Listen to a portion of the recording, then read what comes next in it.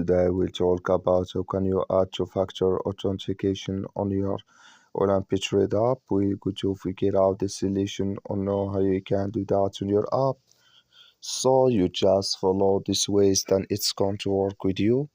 All you have to do inverse, so you just go here above this sign, click on it here. So then it's going to take you to your profile. It's going to show for you like this. Then all you have to do next, you just go down, click here on settings here, just click on it. You come to next step here, it's going to show for you like this here. You click here on two-factor authentication, just click on it.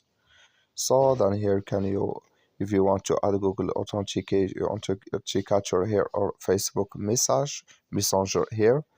So here can you select your factor authentication. That's all. Thank you for watching. Don't forget to support us by liking, subscribe.